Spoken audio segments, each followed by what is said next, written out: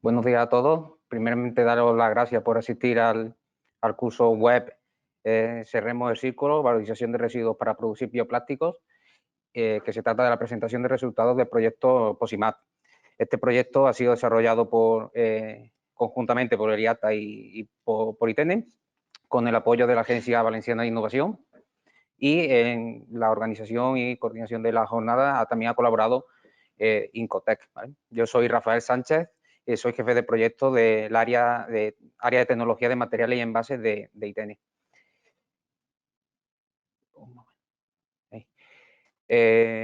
Un poco en estas dos diapositivas voy a mostrar un poco las normas de funcionamiento del curso. El curso tendrá una duración de una hora y media. En cuanto a las preguntas, durante el curso podéis enviarnos vuestras preguntas a través del chat que está habilitado en la parte superior derecha de la pantalla. Al enviar vuestras preguntas, os rogamos que indiquéis vuestro nombre y apellido y empresa para saber a quién nos dirigimos, y que cuando finalice la presentación se dedicará unos minutos para responder algunas preguntas, intentando que se resuelvan todas las que nos planteéis. En este momento tendréis los micros silenciados, pero al final de la presentación habilitaremos los micrófonos para que vosotros podáis activar el vuestro y hacer las preguntas de palabra. En caso de que no sea posible o no dé tiempo a responder todas las preguntas que se nos planteen, podéis hacer llegar estas consultas al correo que veis en pantalla, jornadas@itn.com. Asimismo, después del curso recibiréis un correo de agradecimiento por la asistencia y con una encuesta de valoración que le invitamos a responder para seguir mejorando este tipo de iniciativas. Quedamos a vuestra disposición a través del correo para ayudar a resolver cualquier necesidad que puedan tener, y así también os mantendremos informados de los nuevos cursos que vayamos realizando en las próximas semanas en exclusiva de ITEN, ¿vale? El programa del curso que vamos a impartir esta mañana se compone de cuatro bloques: una pequeña introducción de la jornada, en el que se explicará con un poco de detalle el proyecto POSIMAT. Esta presentación será dada por Amparo López, que es científica permanente del IATA-CSIC. Una segunda parte, valorización de residuos para la mejora de bioplásticos, cuya presentación la impartirá Marta Martínez, que es investigadora del CIAL-CSIC. Un tercer bloque, acercándonos al mercado, el escalado y desarrollo de prototipos, que lo daré yo mismo. Y para cerrar el curso, una perspectiva de futuro y el cierre de la jornada, que también será impartida por Amparo López. Sin más, doy paso a Amparo para que haga la presentación, ¿vale? Gracias. Pues muchas gracias, Rafa. A ver si puedo compartir mi pantalla. ¿Veis la pantalla? Sí. Sí, vale. Pues buenos días a todos y como decía Rafa, en primer lugar, agradeceros vuestra asistencia a esta jornada. Yo soy Amparo López Rubio, soy investigadora del IATA, y el objetivo que nos hemos planteado en esta jornada es, por un lado, presentaros los resultados del proyecto POSIMAT. El proyecto POSIMAT es un proyecto de transferencia que ha sido financiado por la Agencia Valenciana de la Innovación, en la que pretendíamos llevar un paso más allá desarrollos que llevamos a cabo en el laboratorio, es decir, pues una patente que se había generado dentro de nuestro grupo de investigación, llevarla a un escalado intermedio para probar su viabilidad a nivel industrial. Y otro de los objetivos de esta jornada es también pues, que nos conozcáis un poco mejor, que sepáis qué es lo que hacemos, cuáles son nuestras capacidades y podáis contactar con nosotros a posteriori. Simplemente un poco como presentación, porque no sé si nos conoceréis, el IATA es uno de los institutos de investigación del Consejo Superior de Investigaciones Científicas, del CSIC, que es la principal institución a nivel nacional pública de investigación. Consta de 120 institutos de investigación diferentes distribuidos por toda la geografía española y estos institutos se engloban como en 3 grandes áreas. Nosotros, en concreto, el IATA está dentro de este área global vida. El IATA, pues este año cumple ya 55 años de historia. Es un instituto, pues, focalizado en la investigación en ciencia y tecnología de alimentos, pero somos un instituto, pues, muy multidisciplinar. Pues hay gente desde que hace investigación a nivel más del sector primario, pues mejora de la vida post cosecha de alimentos, hasta pues cuál es el impacto nutricional de ciertos componentes alimentarios. Y en nuestro caso pertenecemos al grupo de envases, cuyo objetivo es, pues, básicamente desarrollar y caracterizar materiales de envase para mejorar la calidad y seguridad de los alimentos.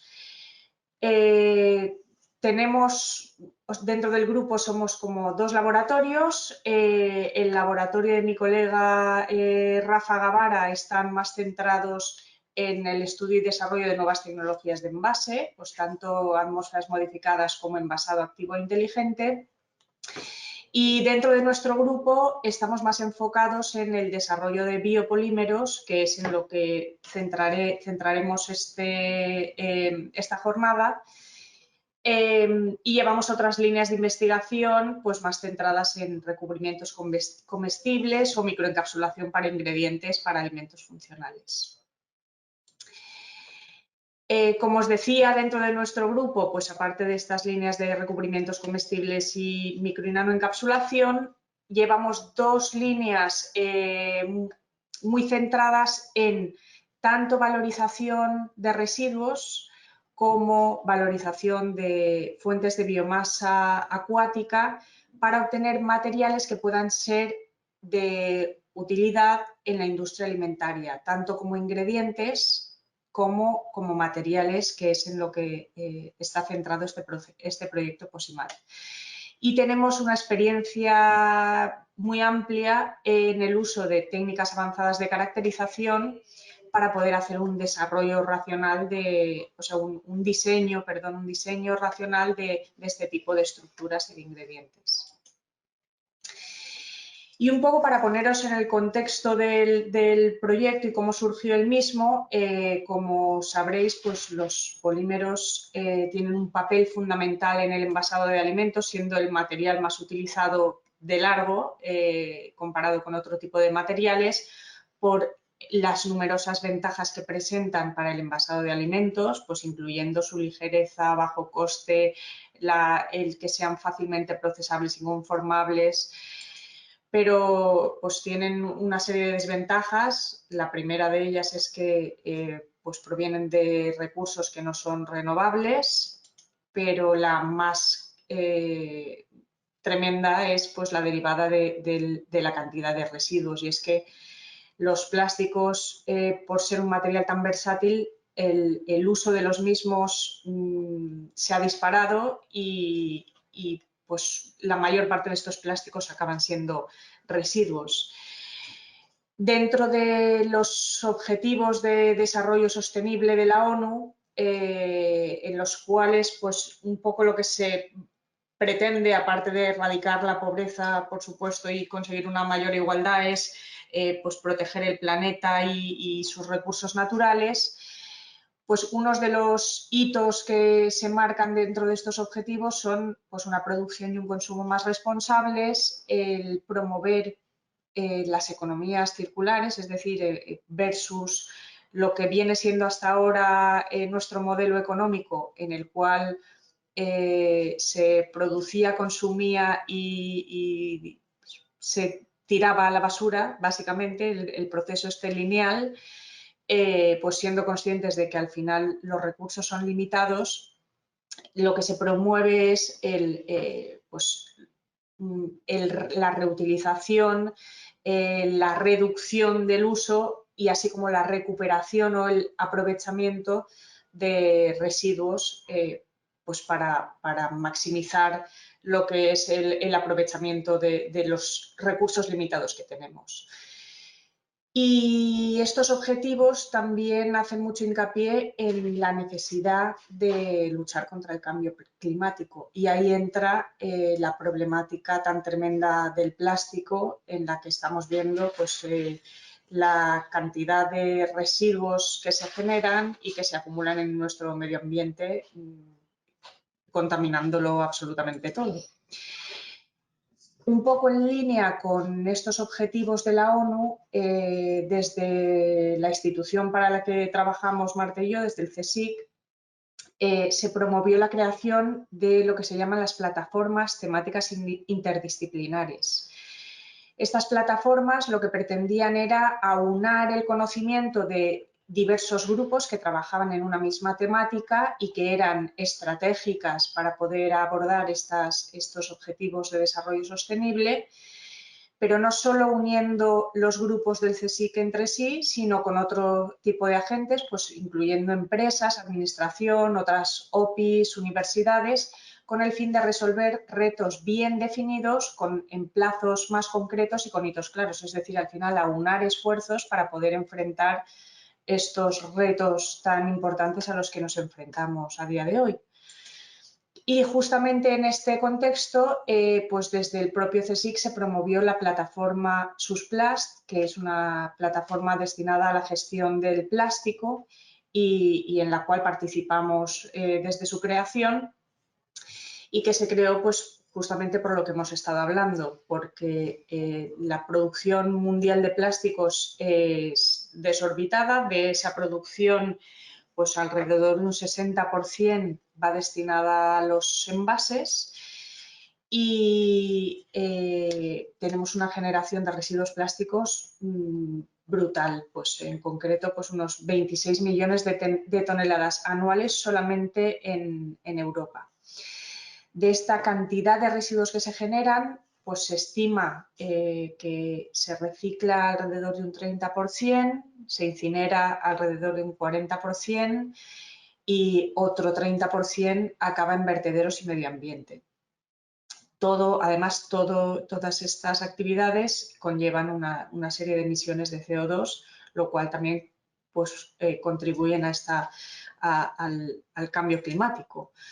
Con lo cual, los objetivos que se marcan desde la plataforma es, por un lado, el eliminar por completo lo que es la contaminación ambiental, tanto terrestre como acuática, por los plásticos, y también eliminar idealmente el residuo que llega a vertedero, de manera que los residuos plásticos que se generan, tanto industriales como postconsumo, puedan servir o bien como vía de recuperación de energía o bien que podamos reutilizarlos, empleando distintas estrategias, tanto de diseño de nuevos materiales como de reciclaje, y ahí entramos pues, diferentes grupos del CSIC y hay distintas empresas involucradas en la plataforma que lo que buscan es pues, el empleo de estas estrategias mecánicas, químicas y biotecnológicas para reciclar o reutilizar todos estos plásticos, tanto industriales como postconsumo. Y como alternativa adicional que planteamos sobre todo en plásticos de un solo uso, como son los plásticos que se desarrollan, o sea, los plásticos que se utilizan para envasado alimentario, es una sustitución con otro tipo de materiales que sean más sostenibles y utilizando pues, materias primas alternativas al petróleo. Dentro de este tipo de estrategias que se plantean dentro de la plataforma están completamente en línea con la estrategia europea para plásticos de una economía circular, que es el documento que publicó la Comisión Europea en enero del 2018, que no sé si lo conocéis, pero vamos, que un poco hace hincapié en la problemática que tenemos a día de hoy con el uso masivo y los residuos generados por los plásticos y la necesidad de repensar cómo vamos a abordar toda la cadena de valor de los plásticos, de manera que podamos darle una vida adicional o bien buscar alternativas a los mismos. Y muy en línea con esto, me gustaría también poner de relevancia, sobre todo para las empresas que os hayáis conectado aquí a nivel nacional, sobre el borrador que se presentó en junio del año pasado del anteproyecto de ley de residuos y suelos contaminados, que además se espera que se publique en junio de este año y será de aplicación ya en julio, y que va a gravar un impuesto sobre el uso de envases de plástico no reutilizables y no solo eso, sino además un impuesto al vertido y a la incineración.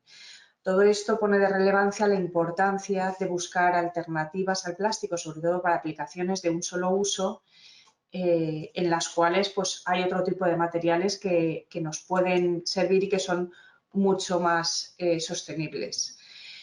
¿Y qué alternativas tenemos? Bueno, pues una de las alternativas son los biopolímeros. Los biopolímeros se definen como polímeros que bien son biodegradables o bien provienen de fuentes renovables, de biomasa natural. Dentro de ellos, nosotros en concreto normalmente nos centramos en este recuadro de aquí, es decir, aquellos que son ambas cosas, es decir, que por un lado son biodegradables y por otro lado también provienen de fuentes renovables. ¿Y cuáles son los retos a los que nos hemos enfrentado durante todos estos años para poder producir biopolímeros que puedan sustituir a estos plásticos sintéticos? Bueno, sin lugar a dudas el principal es el precio, porque al final los plásticos sintéticos siguen siendo muy baratos y la industria, aunque tú le estés ofreciendo un material que pueda sustituir en cuanto a propiedades a un plástico sintético, si es mucho más caro, pues no le va a resultar rentable, y más siendo como el envase al final es a pesar de su papel fundamental en la conservación, pues es un elemento adicional que tienes que sumar al precio final del alimento. Por otro lado, otro de los retos es el tema de la disponibilidad de materia prima, y es que muchos de los biopolímeros actualmente comerciales provienen de materias primas que compiten directamente con la alimentación, y dado el crecimiento de la población constante, tampoco nos estamos haciendo mucho bien si utilizamos la materia prima que ya se utiliza para alimentarnos para producir envases. Y por último, el siguiente reto al que nos hemos enfrentado a lo largo de los años ha sido el conseguir que las propiedades finales de estos biopolímeros sean comparables o incluso mejores que las de los polímeros sintéticos, con el fin de que puedan sustituir a estos, por lo menos en ciertas aplicaciones de un solo uso. En este último sentido, con respecto a las propiedades finales de los materiales, llevamos muchos años trabajando en el desarrollo de distintos tipos de biopolímeros para mejorar sus propiedades. Hemos desarrollado distintos tipos de mezclas, desarrollado estrategias de entrecruzamiento para mejorar sus propiedades, pero hemos trabajado sobre todo mucho en el desarrollo de lo que se llaman los nanocompuestos, que es incorporar nanopartículas bien dispersas en esos biopolímeros con el fin de mejorar sus propiedades mecánicas, térmicas y de barrera a gases y aromas y a vapor de agua, que son propiedades fundamentales en el envasado alimentario. Uno de los retos cuando se desarrollan nanocompuestos es conseguir una buena dispersión de esos nanorefuerzos para efectivamente mejorar las propiedades de estos materiales finales. Aquí también hemos trabajado ampliamente y hemos conseguido desarrollar estrategias para conseguir buenas dispersiones de estos materiales.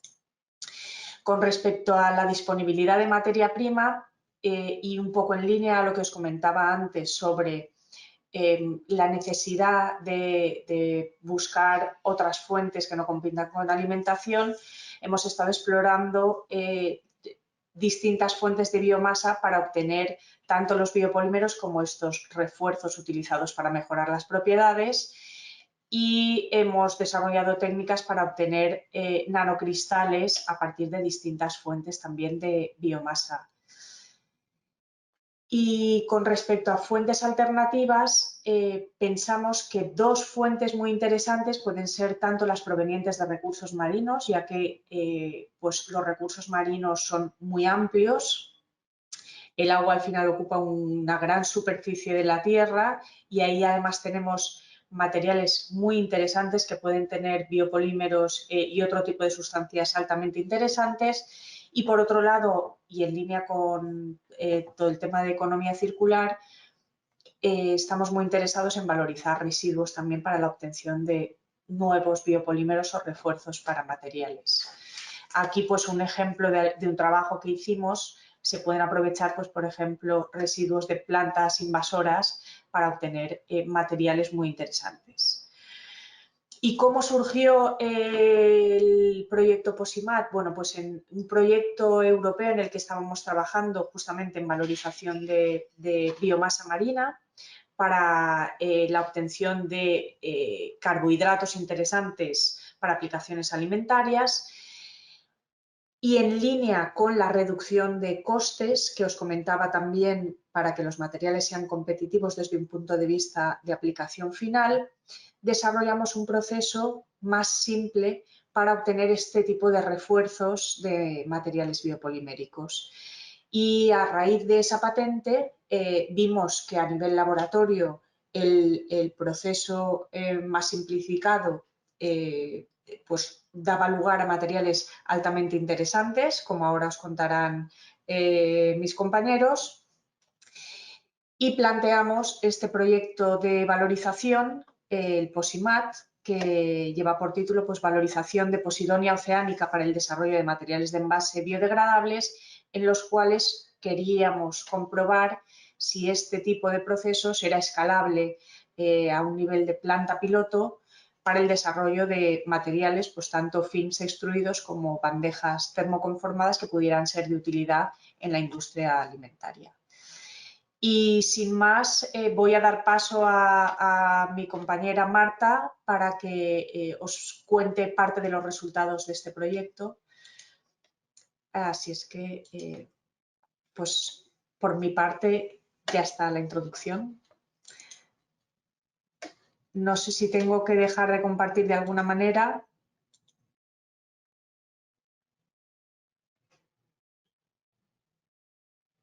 ¿Ahora me oís? Sí. Vale, vale. Es que antes no estaba activado el micrófono. Bueno, pues Bueno, buenos días a todos. Buenos días o buenas noches o lo que sea en cada sitio, porque sé que hay gente de muchas partes. A ver, ¿se ve mi pantalla? Sí. Vale. No sé si lo veis, un momentito. En modo presentación, si lo veis completa la pantalla. Vale, si tienes que cambiar, Marta, tienes que cambiar las opciones de presentación, por fin, que vemos las notas. Vale, ahí. Ahora sí, ¿no? Okay, ahora perfecto. sí. Pues nada, bueno, mi compañera Amparo ya os ha hecho una buenísima introducción del tema y yo voy a dar unas pinceladas más sobre el tema de la valorización de residuos y os comentaré pues los resultados que obtuvimos nosotros en el IATA a nivel laboratorio. Porque, bueno, como ahora veréis más adelante, pues una de las cosas así más novedosas de este proyecto es que todo lo que hicimos nosotros a escala laboratorio lo escalamos para comprobar que efectivamente todos estos procesos podían tener una aplicación industrial. Entonces, bueno, Amparo ya os ha comentado la problemática de los plásticos convencionales, que, bueno, como son plásticos derivados del petróleo, se producen en cantidades tremendas para muchos tipos de aplicaciones. En nuestro caso nos basamos en el envasado de alimentos, pero se utilizan para muchísimas cosas. Es que están en casi cualquier cosa, cualquier producto que compremos. Y bueno, como no son biodegradables y no los reutilizamos, pues todo esto da lugar a que se genere una cantidad de residuos muy grandes Además de que, pues, como son fuentes derivadas del petróleo, pues evidentemente se genera un consumo de combustibles fósiles muy elevado.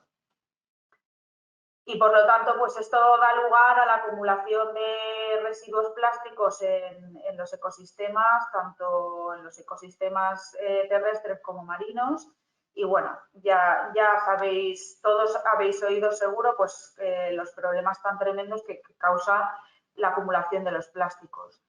Como ya ha comentado Amparo, pues hay un porcentaje muy pequeño de todos los envases plásticos que se recicla y por lo tanto pues se sabe que el reciclaje no es una alternativa a largo plazo para solventar este problema medioambiental. Lo que se está es apostando por el desarrollo de biopolímeros como alternativa a los polímeros procedentes del petróleo. Y bueno, pues en este sentido, para conseguir que esos biopolímeros sean capaces de reemplazar a los plásticos sintéticos, pues tenemos que trabajar en la mejora de sus propiedades, para lo cual, como ya os ha comentado Amparo, pues la estrategia que fundamentalmente nosotros estamos siguiendo es incorporar nanoaditivos para de esta manera mejorar las propiedades del biopolímero base. Y luego, por otro lado, pues para que las empresas realmente se decidan y den el paso de cambiar de una fuente a la otra, pues por supuesto hay que garantizar que los costes de producción son como mínimo comparables a las de los plásticos sintéticos, porque claro, si un material biopolimérico te va a costar 2 veces más o incluso muchísimo más que los plásticos sintéticos, las empresas pues no van a invertir ese dinero hasta que no sea estrictamente necesario, como va a ser dentro de poco. Pero bueno, esa cuestión fue la que nos motivó también a pensar en abaratar costes buscando materias primas más baratas. ¿Qué hay más barato que los residuos que no se utilizan para nada? Y además, por otro lado, intentar simplificar los procesos de producción para reducir costes. Y bueno, esto también lo ha comentado ya Amparo, pero seguro que muchos de vosotros ya conocéis algunos biopolímeros comerciales como el almidón o el ácido poliláctico, el PLA. Estos biopolímeros normalmente se obtienen a partir de fuentes que compiten con aplicaciones en alimentación, como por ejemplo en el caso del almidón, pues se puede extraer de la patata, del arroz, en fin, son fuentes que se utilizan tradicionalmente para la alimentación y que claro, el estar utilizándolas para biopolímeros, para extraer biopolímeros, pues no sería lo más eficiente. Así que, estando en consonancia con las políticas de economía circular que se están intentando implantar en todo el mundo, lo que pretendemos es valorizar residuos para extraer estos biopolímeros y producir envases renovables y biodegradables. Y bueno, ya os estaba comentando que hay algunos biopolímeros que ya se están comercializando, como podría ser el caso del PLA, el almidón y los polihidroxialcanoatos. Problemas aspectos positivos, pues que son biodegradables, tienen una buena procesabilidad y además los materiales que obtenemos con estos biopolímeros son transparentes, tienen una buena transparencia, lo cual es muy importante para algunas aplicaciones de envasado de alimentos. Pero por otro lado tienen una serie de problemas que hacen que no se hayan extendido por completo en el mercado. Por ejemplo, pues muchos de ellos tienen una baja resistencia térmica. Entonces, no serían adecuados para el envasado de algunos alimentos, por ejemplo, comidas preparadas que se tienen que calentar, pues no se podrían usar estos plásticos. Luego, además, algunos de ellos tienen unas propiedades mecánicas pobres que no cumplirían con los requisitos necesarios para envases de alimentos. Y una cuestión muy importante también en el tema de envasado de alimentos es la permeabilidad al vapor de agua y al oxígeno, que en algunos casos pues es demasiado baja. También, y eso especialmente en el caso del almidón, tenemos el problema de que tienen un carácter muy hidrofílico. Esto quiere decir que tienen mucha afinidad por el agua y por lo tanto en condiciones de alta humedad relativa, que son bastante habituales en el caso de alimentos, pues sus propiedades van a ir cambiando con el tiempo y van a tener un efecto negativo.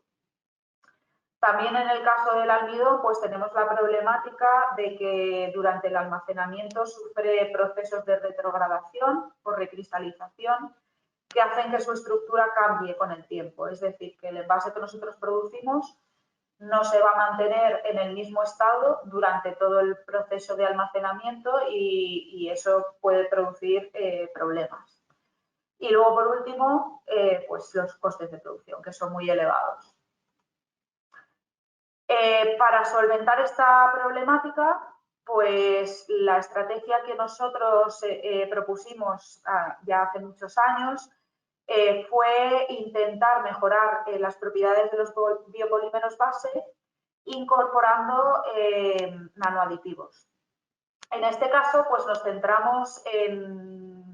decidimos centrarnos en el estudio de la celulosa, porque, bueno, la celulosa es un polímero, ahora os comentaré un poco más, pero es un biopolímero muy cristalino que tiene muy buenas propiedades mecánicas y de barrera y, bueno, pues pensamos que incorporándolo en otros biopolímeros íbamos a ser capaces de mejorar precisamente esas malas propiedades mecánicas y de barrera.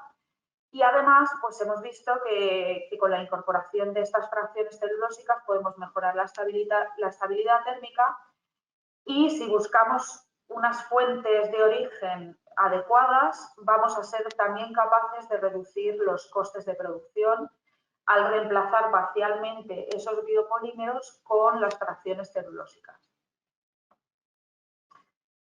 Entonces, la celulosa es un biopolímero de los más abundantes en la Tierra porque lo encontramos en las paredes celulares de todos los vegetales y también en el caso de las algas.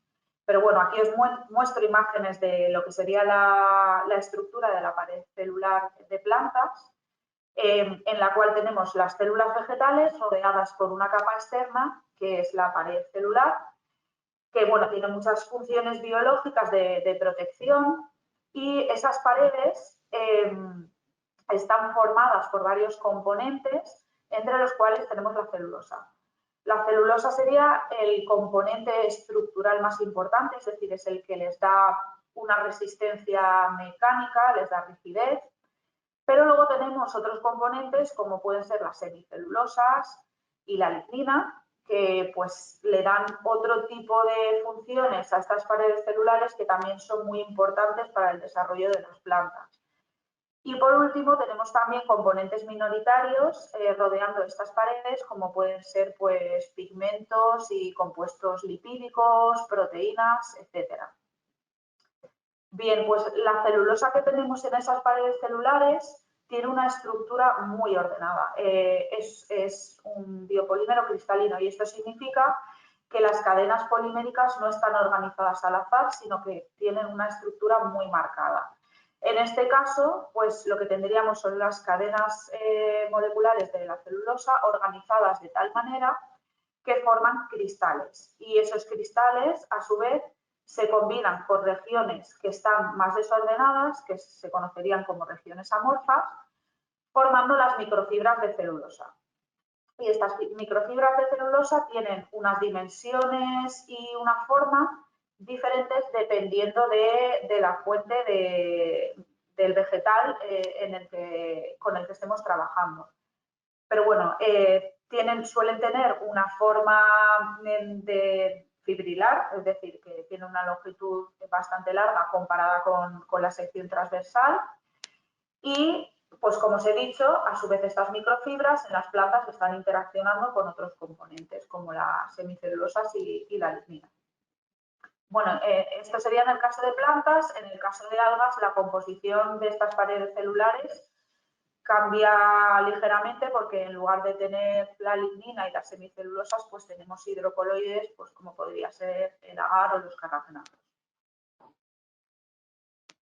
Entonces, el siguiente paso lógico sería pensar, vale, pues ahora queremos extraer celulosa de fuentes de origen vegetal y esto lo hemos hecho durante muchos años.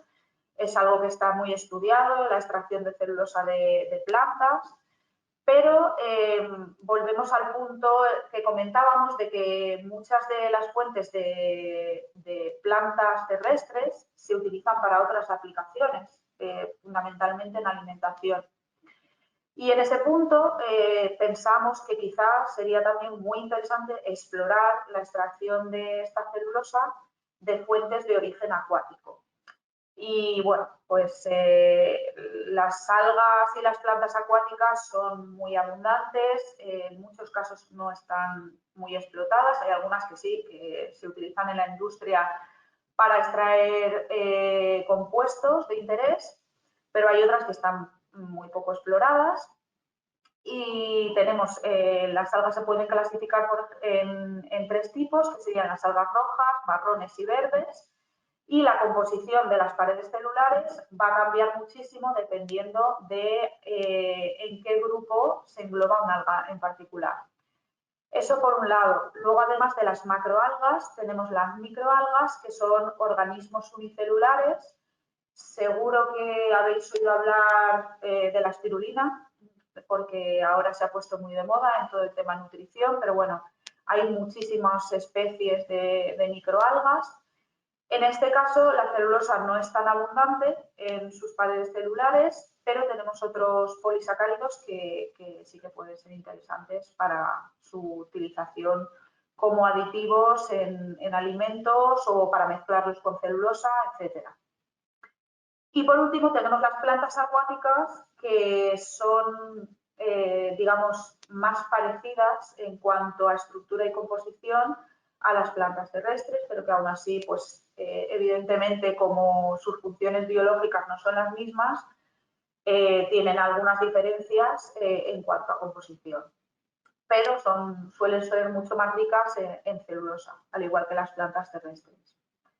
Entonces, en nuestro grupo hemos trabajado muchísimo con recursos acuáticos. Aquí os pongo algunos ejemplos. Plantas acuáticas, pues la posidonia, sobre la que vamos a hablar más, y la caña.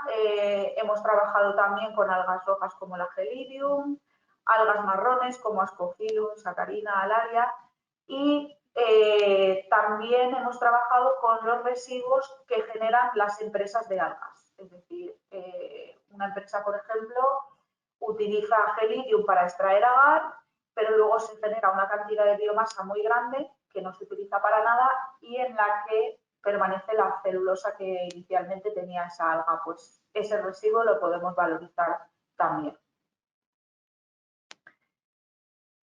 Bueno, y entonces, basándonos en todo este contexto, el proyecto POSIMAD lo que pretendía era evaluar la valorización de la posidonia oceánica para extraer fracciones ricas en celulosa. ¿Por qué nos planteamos trabajar con la posidonia oceánica? Aquí os he puesto una foto de las bolitas estas que seguro que muchos de vosotros, bueno, los que sois del Mediterráneo seguro que lo habéis visto, porque es una planta autóctona del Mediterráneo que está protegida, pero que en su ciclo biológico normal, pues cuando las hojas se separan de los tallos, las corrientes marinas transportan estas hojas hasta las orillas de las playas y ahí es donde se van acumulando y forman estas típicas pelotillas que vemos, bueno, pelotillas o las hojas tal cual, que a veces se acumulan en cantidades muy grandes y que generan un problema para las autoridades locales, pues porque hay que eliminarlas de las orillas. A la gente no le gusta encontrarse con eso, además cuando se descomponen pues generan malos olores y bueno, pues eso, hay que recogerlas y no se hace nada con este residuo. Entonces, lo que nosotros nos planteamos fue una valorización completa. Por un lado, el extraer la parte soluble en agua para generar extractos bioactivos y, por otro lado, el valorizar la biomasa restante para extraer fracciones ricas en celulosa, pero no solamente buscando una purificación completa de la celulosa, sino intentando acortar al máximo todas estas etapas de purificación para extraer otras fracciones menos purificadas, pero que fueran más eficientes desde el punto de vista medioambiental y económico. Y luego estas fracciones celulósicas, el objetivo sería evaluar cómo se comportan ellas mismas para producir films celulósicos o al mezclarlas con otros biopolímeros para mejorar sus propiedades. En este caso, en el caso del proyecto, pues decidimos trabajar con el almidón porque es un biopolímero que ya está bastante estudiado, pero el cual requiere muchas mejoras todavía para ser competitivo. En esta diapositiva lo que os muestro son los pasos que se siguen típicamente para hacer una extracción de la celulosa a partir de biomasa. Entonces, lo primero que haríamos sería lavar y moler los residuos de algas. Veis aquí en esta imagen podéis ver típicos residuos de Posidonia acumulados en una playa. Y luego el primer paso que se suele hacer es una extracción orgánica con Soxhlet para eliminar todos los compuestos lipídicos que tengamos en la biomasa. Después de esta etapa se suele hacer un tratamiento de blanqueamiento y de lignificación para eliminar la lignina, porque la lignina es un biopolímero que puede dar bastantes problemas para luego dispersar correctamente la celulosa, ya que en las paredes celulares actúa como si fuera un pegamento que mantiene todos los componentes en su lugar y por lo tanto no es deseable para, bueno, según para qué. Para otras cosas sí, pero si lo que queremos es tener una buena dispersión de la celulosa, pues nos interesaría eliminarlo. Y por último, se hace una etapa de eliminación de las semicelulosas. Esto sería para extraer celulosa pura. Esta celulosa pura, habitualmente, para su aplicación en biopolímeros, lo que se hace es un tratamiento adicional que consiste en una hidrólisis. Puede ser una hidrólisis química o enzimática. Y con esto lo que pretendemos es aislar la parte cristalina de la celulosa, que como os he comentado antes tiene tanto dominios amorfos como cristalinos, pero a nosotros nos interesa solo la parte cristalina.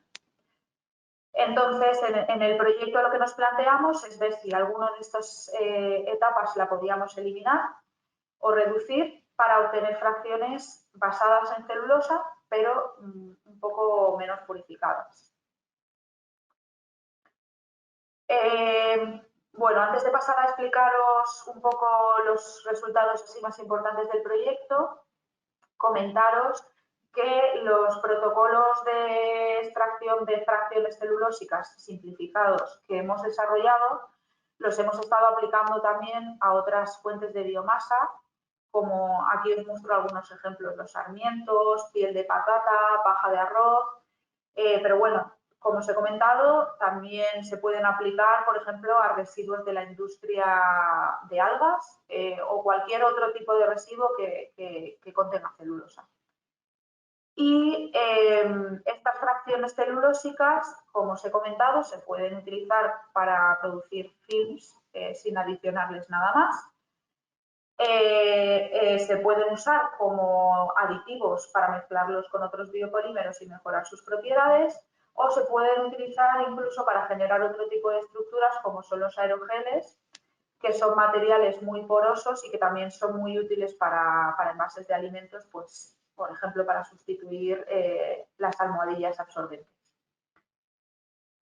Pero ahora nos vamos a centrar en los objetivos del POSIMAT, que como ya os hemos comentado tanto Amparo como yo, fue llevar a cabo el escalado a planta piloto de los protocolos simplificados que habíamos desarrollado nosotros en el laboratorio para extraer fracciones basadas en celulosa menos purificadas. Y por otro lado, el siguiente objetivo era evaluar las posibles aplicaciones de los nanocristales celulósicos en materiales biopoliméricos, en este caso el almidón. Aquí veis un pequeño esquema de cómo llevamos a cabo el trabajo distribuido entre el IATA y ITENE. Pues en primer lugar llevamos a cabo la extracción de los nanocristales a escala laboratorio, nosotros en el IATA, y posteriormente se llevó a cabo el escalado por parte de ITENE a escala planta piloto. Y tanto los nanocristales extraídos a escala laboratorio como los escalados a nivel planta piloto se caracterizaron para comparar las propiedades. Luego estos nanocristales se utilizaron como recubrimientos para mejorar las propiedades de distintos tipos de materiales, que eso ya os contará Rafa.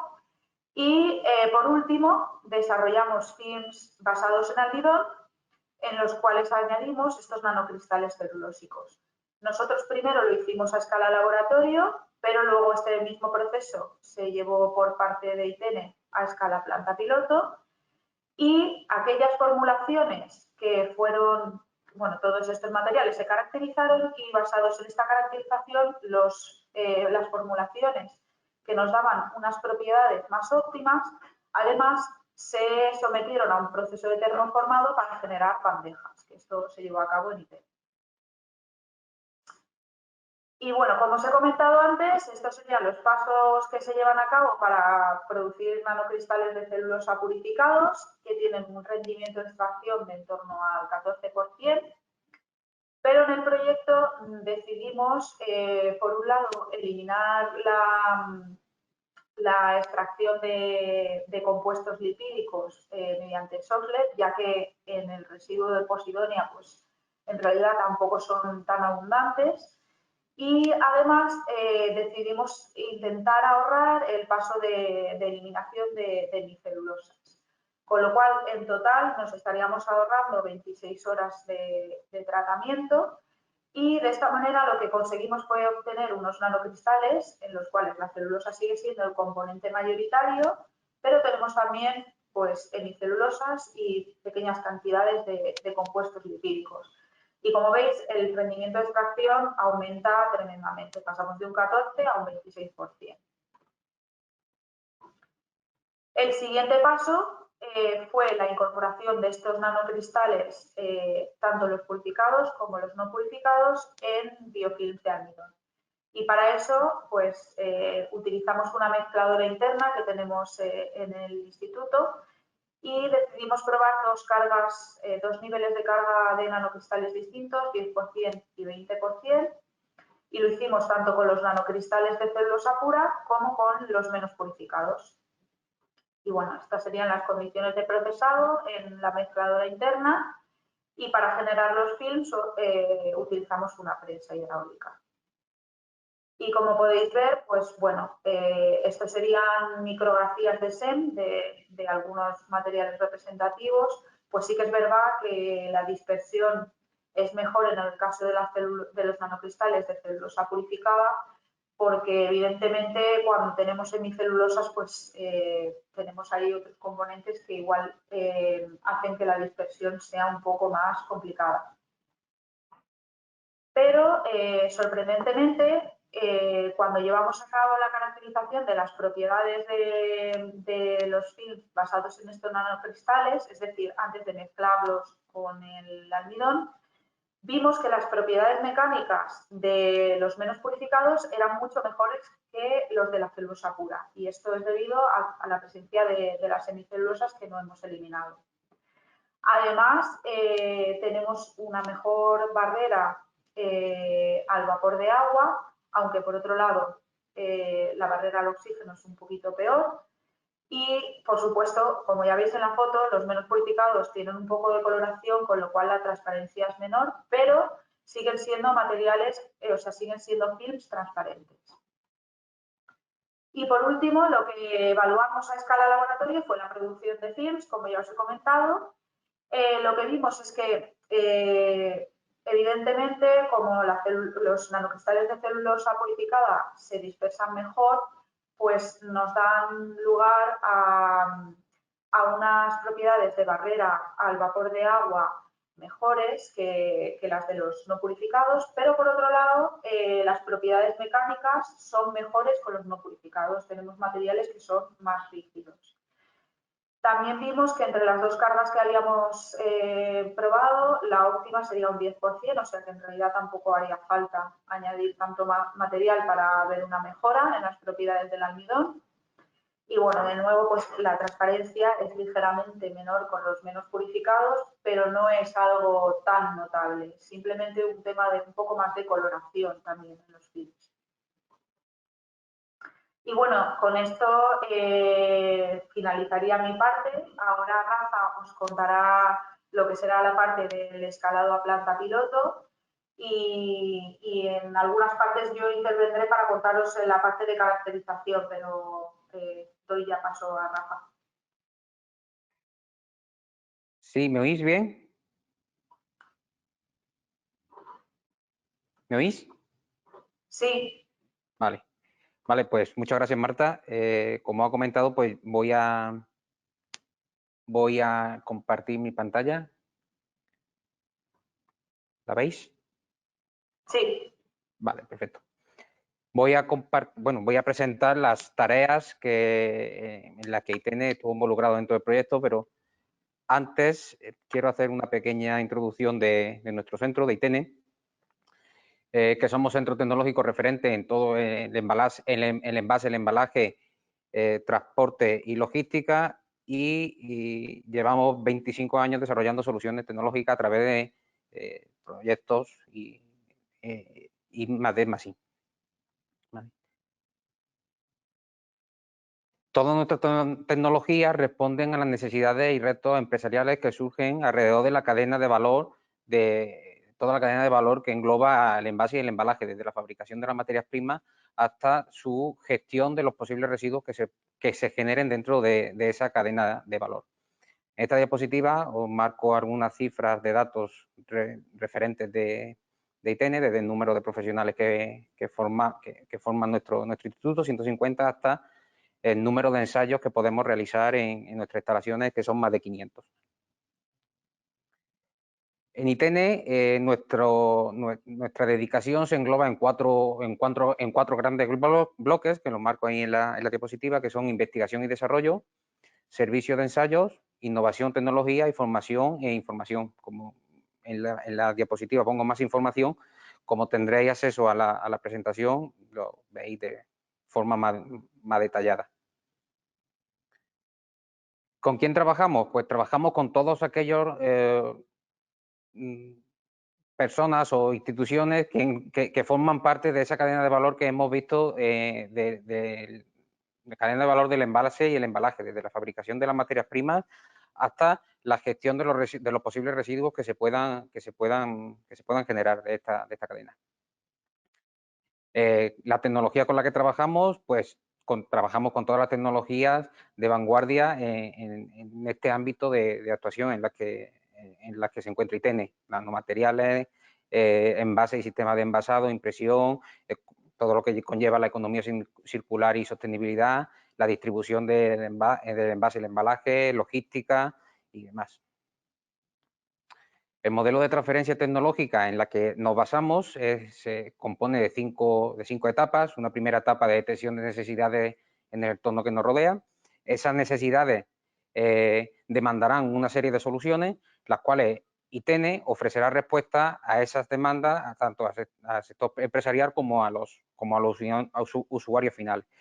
Estas respuestas darán una generación de conocimiento y una aplicación de tecnología, las cuales serán a cabo y serán transferidas a diferentes empresas mediante contratos I+D, explotación de patentes, creación de startups.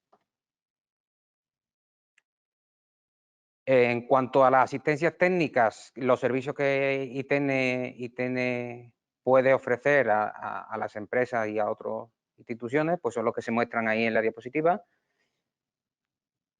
Que, como os decía, como tendréis por no alargar mucho, como tendréis acceso a la presentación, lo veis de una manera más detallada. También tenemos un amplio servicio de ensayos. Nuestros laboratorios están acreditados según la norma ISO 17025 y tenemos acreditaciones de diferentes tipos de ensayos por diferentes instituciones, como marco en la diapositiva. También he de reseñar que ITENE ha sido el primer laboratorio español que ha sido designado por Amazon como miembro del Amazon Packaging Support and Supply Network, ¿vale? Como decía anteriormente, tenemos un portfolio de más de 500 ensayos estandarizados según las normas UNE, ISO, ASTM y otras, y más de 110 ensayos acreditados, a los cuales podemos realizar en nuestras instalaciones. Nuestras instalaciones se componen de diferentes plantas piloto, envasados, nuevos materiales y procesados, procesos de envase, modificación y sistema de síntesis de aditivos y evaluación de la compostabilidad de los materiales. También tenemos un centro de simulación de transporte y diferentes tipos de laboratorios, como son los que se muestran en la diapositiva. Bueno, en esta diapositiva indico un poco los datos de contacto generales del centro para que cualquiera que esté interesado y tengan una consulta nos la hagáis llegar mediante estas vías. Y ahora, sin más, pues ya entramos dentro de la explicación y la presentación de las tareas que ha realizado ITENE dentro del proyecto POSIMAS, que en un primer caso, como bien ha comentado Marta, ha sido el escalado de la extracción de los nanocristales a partir de la posidonia. El objetivo de esta actividad ha sido la producción de nanocristales en un ambiente semi-industrial, para lo cual se han simulado los procesos que antes han descrito tanto Marta como Amparo y aparecen en la patente que han comentado, empleando reactores con mayor capacidad de los que dispone el IATA. En este caso se han utilizado reactores de 20 litros. ¿Vale? En la diapositiva podemos ver un esquema general de este escalado. A partir de los residuos de posidonia oxidónica se ha realizado una primera etapa de blanqueado o eliminación de esa lignina que comentaba Marta, que en esta aplicación nos podría dificultar el proceso, obteniéndose una pulpa blanqueada, la cual hemos llamado F2A. A partir de esa pulpa blanqueada se han obtenido nanocristales mediante una hidrólisis ácida, obteniendo los nanocristales F2A. Y otra parte del proceso ha sido que mediante la pulpa blanqueada se ha realizado un proceso de purificación, obteniéndose una pulpa blanqueada pero más purificada, la cual se ha llamado F3A, y a partir de esta pulpa, mediante el mismo proceso de hidrólisis que el anterior, se han obtenido nanocristales más purificados, que es la fracción que se ha denominado como F3A. Con más detalle, en la siguiente diapositiva podemos ver un poco más detallado el proceso de extracción de estos nanocristales. En esta diapositiva vemos el proceso de extracción de la fracción menos purificada, que es la F2A. Como decía, a partir de la posidonia, mediante un reactor de acero de 20 litros, se ha realizado un proceso de blanqueo con el objetivo de eliminar la lignina o parte de la lignina que pudiera tener esta materia lignocelulósica. Se ha realizado un proceso de blanqueado con hipoclorito. Después de este proceso se ha realizado un proceso de lavado y filtrado de la pulpa blanqueada, y esa pulpa blanqueada en un reactor de ácido de 20 litros se ha realizado una hidrólisis ácida con ácido sulfúrico para la obtención de los nanocristales menos purificados, que es la fracción denominada F2A, como comentábamos. En el caso de la fracción F3A, el inicio es similar. De la posidonia se realiza el proceso de blanqueo, un lavado filtrado y se obtiene la pulpa blanqueada, la cual mediante un proceso de purificación con potasa en el mismo reactor que trabajamos anteriormente, se realizó la purificación. Tras un sistema de filtrado y lavado, se realizó la hidrólisis ácida con ácido sulfúrico, obteniéndose los nanocristales más purificados denominados F3A. En cuanto a los resultados de los rendimientos que se han obtenido en estos procesos, lo podemos ver en la diapositiva, se observa que los rendimientos de las distintas fracciones van progresivamente disminuyendo en función de la aplicación de las distintas etapas de extracción y purificación. Es decir, los rendimientos de extracción de la pulpa son más altos que es la obtención de los nanocristales, ya que hay una etapa de extracción intermedia, por decirlo de alguna manera. Haciendo una comparativa con los resultados obtenidos a escala del laboratorio, que fueron obtenidos por el IATA, vemos la comparación en los resultados de la diapositiva y vemos que los rendimientos obtenidos a escala piloto son ligeramente mayores a los homólogos obtenidos a escala de laboratorio, pero sin obtener diferencias muy significativas entre uno y otro.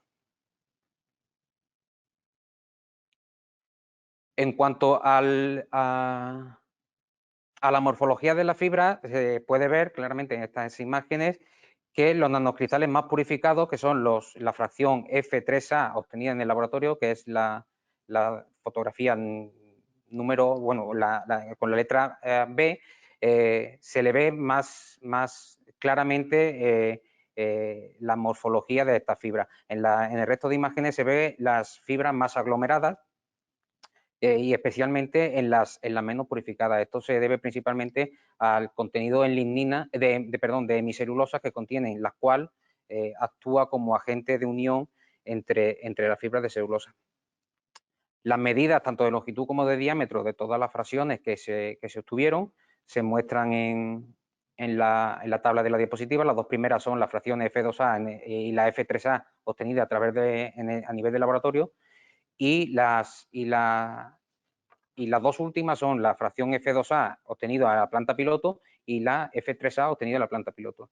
Como veis, no existen diferencias significativas ni en las dimensiones ni en los rendimientos, como vimos anteriormente, tanto de la fracción obtenida en el laboratorio como en la planta piloto, y esto nos confirma que el proceso o este proceso de obtención de nanocristales es perfectamente escalable a un nivel piloto, ¿vale?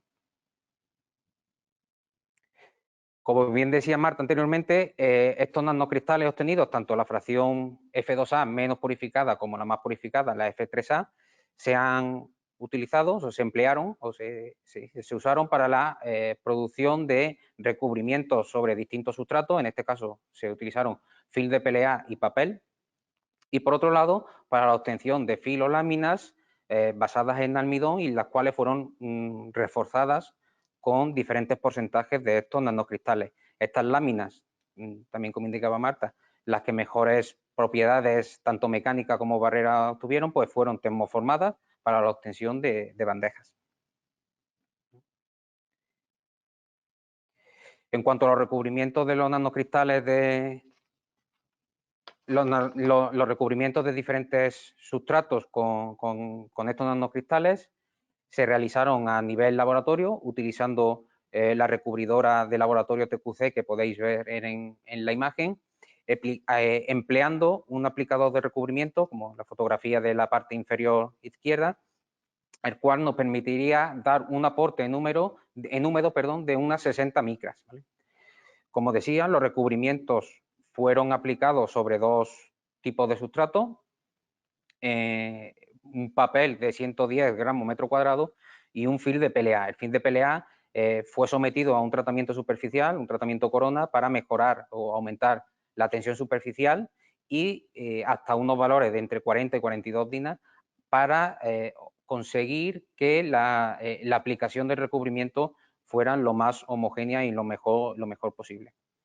En este caso, tras unas primeras pruebas iniciales únicamente con recubrimientos de nanocristales sin ningún tipo de compatibilizante o aditivo, vimos que para la obtención de unos buenos y uniformes recubrimientos iba a ser necesario el empleo de algunos tipos de aditivos o de compatibilizantes que mejoraran esta aplicabilidad.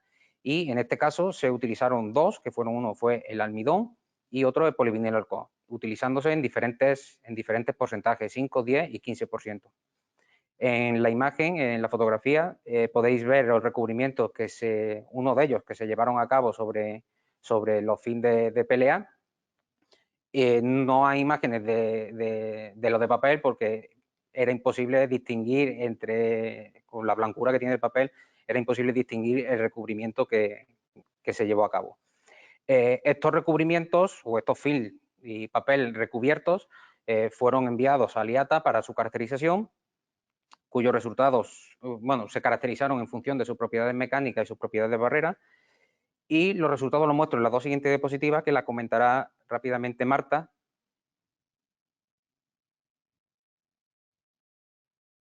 Marta, ¿estás por ahí?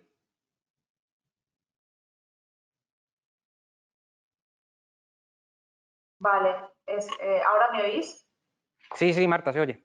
Vale, es que estaba silenciada. Vale, pues bien, de aquí comentar, primero de todo, aquí en esta tabla veis, por un lado, los resultados de las propiedades mecánicas en las tres primeras columnas y la permeabilidad al agua y la permeabilidad al oxígeno. Esto sería en el caso del papel. El papel recubierto con los nanocristales más purificados combinados con almidón o con pebo. Bueno, en el caso del papel las conclusiones son rápidas. No diríamos que los recubrimientos con los nanocristales no serían lo más óptimo porque, bueno, tiene bastante lógica.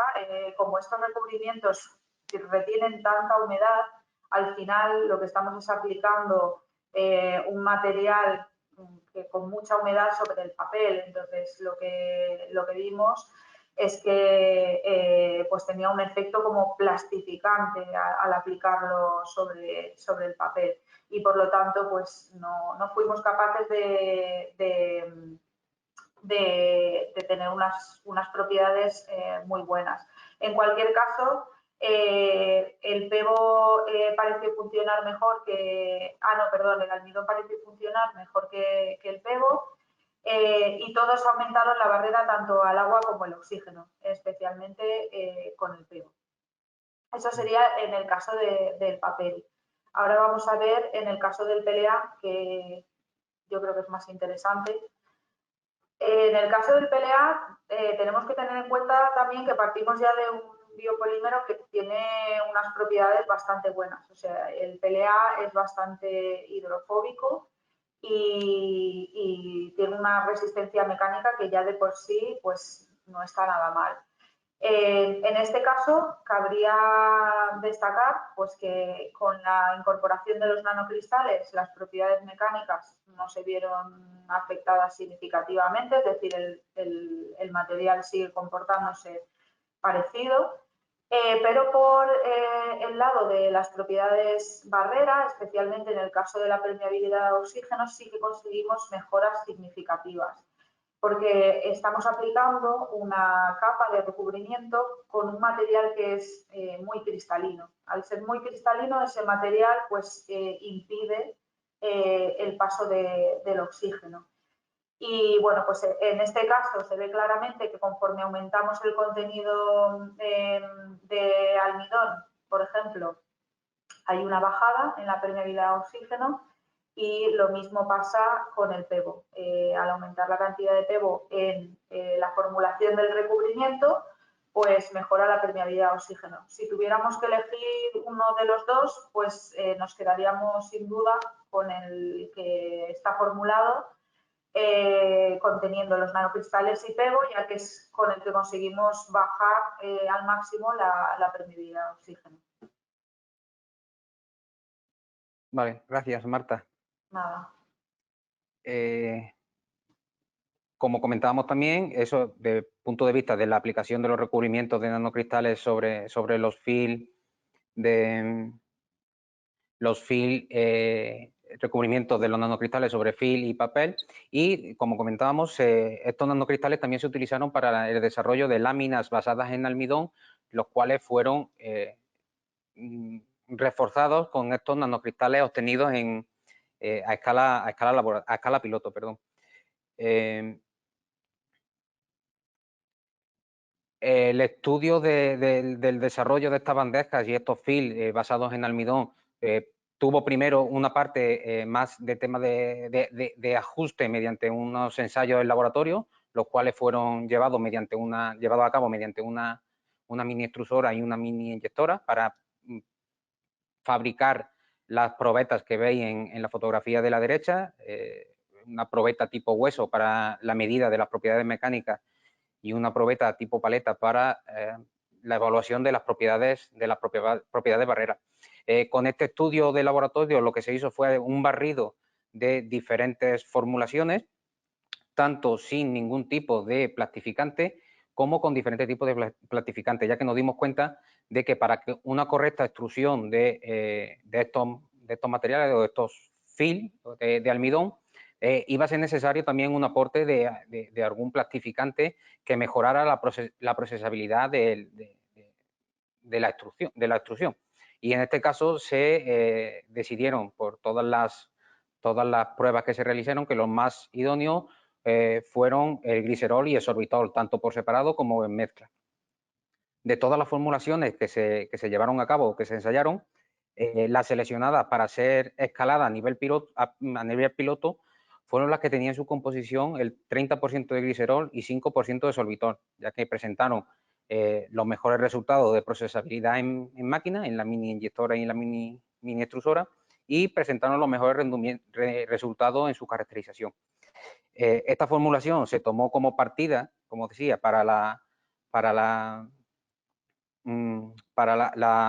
el procesado a escala piloto que se llevó a cabo mediante una extrusora de doble usillo, perdón, hay una rata ahí, no es monusillo, es doble usillo, y se obtuvieron fill, como podemos ver en la imagen de la derecha. Como bien decías, esas formulaciones del 30% de glicerol, 5% de sorbitol, se tomaron como referencia y como punto de partida, pero tras las primeras pruebas con ese tipo de formulación, se vio que iba a ser necesario modificar o reformular esas formulaciones para obtener una procesabilidad correcta en este equipo, ya que las condiciones de proceso que vimos en los ensayos del laboratorio no eran comparables con los que teníamos en este tipo de extrusora de doble usillo, ¿vale? Por ello, finalmente, las formulaciones que sí nos permitieron obtener una lámina con suficientemente buenas características para ser consideradas como correctas son las que se muestran en la diapositiva. En todas ellas se fijó el contenido de almidón del 70%. En unos primeros ensayos se realizaron pruebas de 25% de glicerol y 5% de sorbitol, y posteriormente se realizaron o se modificaron este porcentaje de glicerol y sorbitol llevando a una relación de 15% de glicerol, 15% de sorbitol, que fueron las que mejores propiedades mecánicas, propiedades tanto mecánicas como barreras dieron. En estas formulaciones también fueron reforzadas con dos porcentajes distintos de nanocristales, que fueron 2% y el 10%, ¿vale? En la tabla de la diapositiva se pueden ver los resultados tanto de las propiedades mecánicas como de la permeabilidad al vapor de agua, y se obtuvieron las principales conclusiones: es que el aumento del porcentaje de nanocristales hasta el 10% mejoraba las propiedades mecánicas considerablemente, que era como un resultado ya esperado. Aumentar el porcentaje de nanocristales íbamos a mejorar las propiedades mecánicas, al igual que la permeabilidad al vapor de agua, que también se vería aumentada al añadir este porcentaje de nanocristales de celulosa. Estos efectos de mejora tanto de las propiedades mecánicas como de la permeabilidad a vapor de agua fueron más reseñables al aumentar el porcentaje de nanocristales más purificados, que es la fracción F3A, ¿vale? Pues bien, como estos films fueron los que nos permitieron obtenerlo de una manera, o estas láminas, de una manera más óptima, todos ellos fueron evaluados mediante la termoformadora manual que veis en la diapositiva para la obtención de pequeños envases mediante el molde que veis en la diapositiva también, que es un molde de fabricación propia, ¿vale? Así que en la tabla podéis ver las formulaciones que se llevaron a este paso, y estas, tanto las láminas como los envases producidos, al igual que los films recubiertos, fueron enviados a IATA para su caracterización. Marta, si puedes conectarte un momento y comentas los resultados. A ver, ¿se me oye? Sí. Vale.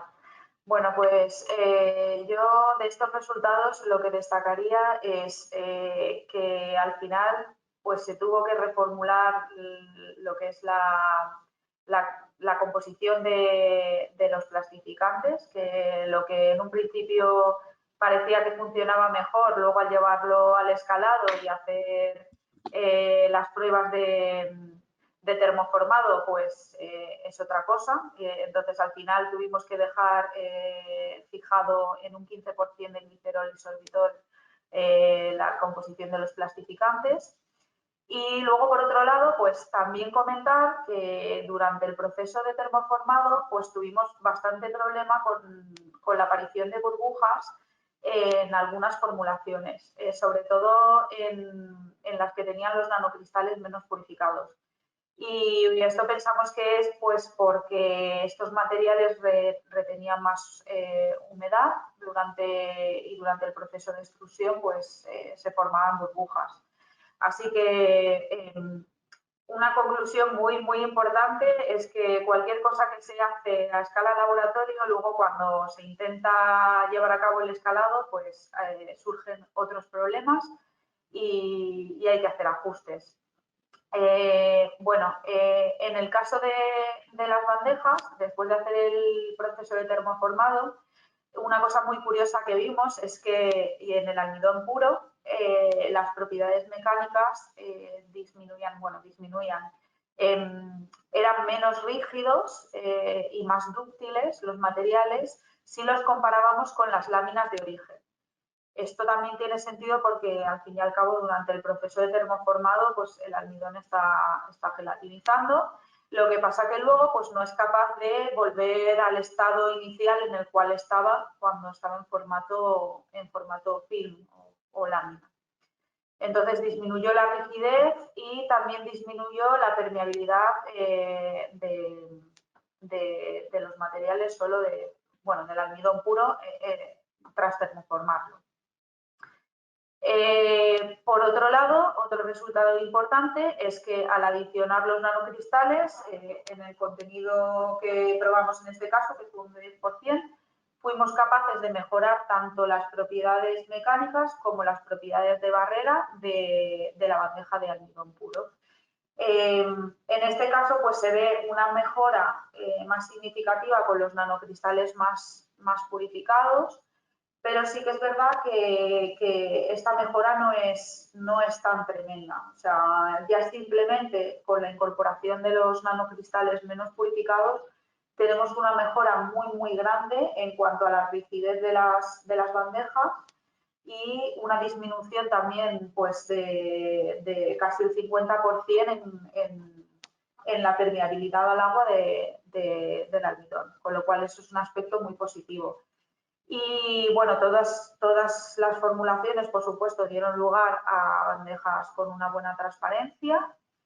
Y otra cosa también muy importante a comentar es que, a lo mejor en las fotos, claro, aquí están solamente las de las fracciones, pero con el almacenamiento, la forma de estas bandejas también se va modificando. En el caso del almidón, tras unos cuantos días, pues pierden la forma que tenían inicialmente.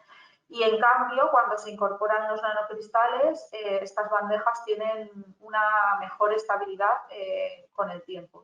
Así que, bueno, pues creemos que son unos resultados muy positivos, pues ya que tanto los materiales purificados, los nanocristales purificados como los no purificados han sido capaces de mejorar las propiedades de estas bandejas de almidón. Yo creo que gracias, Marta. Ya estaría. Gracias, Marta. Bueno, por último, eso, indicaros lo que estaba comentando Marta, que con las fracciones con los 10% de nanocristales fueron los mejores resultados que se tuvieron y son los que se muestran en la tabla de la diapositiva, ¿vale? Con eso doy por terminada mi presentación. Doy paso a Amparo para que concluya o haga el cierre de este curso web. Muchísimas gracias a los dos por las presentaciones tan claras que habéis hecho y nada, yo simplemente para concluir con la jornada, a ver si puedo compartir pantalla.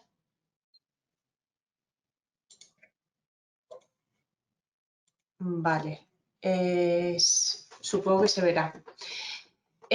Pues nada, un poco como para hacer compilación de lo que se ha dicho, pues ¿cuáles son los principales logros que hemos conseguido con este proyecto?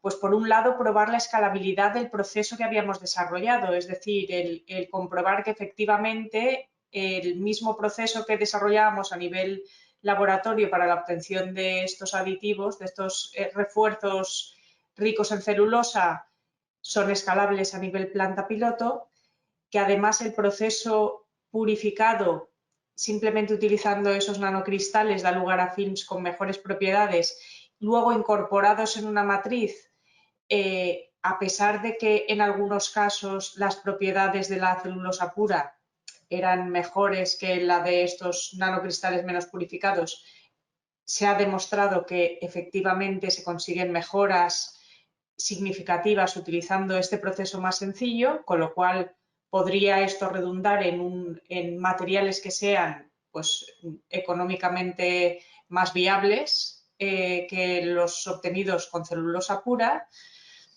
y la necesidad de colaboración, básicamente, para el poder escalar este tipo de procesos. Entonces, ¿cuáles son los retos futuros que se nos plantean? Bueno, pues en primer lugar, el evaluar cuáles serían los costes de los materiales escalados. Es decir, podríamos desarrollar mediante este tipo de tecnologías materiales que sean competitivos a nivel comercial. Por otro lado, hemos llegado a un escalado a nivel planta piloto, pero por supuesto nos gustaría ver si esto podemos todavía escalarlo más a nivel industrial. Y como ya comentaba en la introducción al principio, otro de los retos que se plantean es el ser capaces de extrapolar todo este tipo de procesos utilizando distintas fuentes de residuos. Idealmente incluso mezclas de residuos y ver si estos procesos son igualmente aplicables independientemente del residuo del que partamos. ¿Y cuál es nuestro objetivo? Pues al final ser un poco de utilidad, es decir, que lo que hacemos a nivel laboratorio pueda llegar de manera eficiente a la sociedad, y para eso, pues sin duda, creemos que el camino a seguir es la colaboración entre pues eso, los diferentes agentes. Con lo cual, pues ahí os dejo el mensaje, es decir, si pensáis que podemos ser de utilidad, contactarnos, porque pues, nuestro objetivo es que este tipo de proyectos puedan llegar a tener una aplicación práctica. Y nada más, simplemente pues volver a agradeceros vuestra participación en esta jornada y espero que os haya sido interesante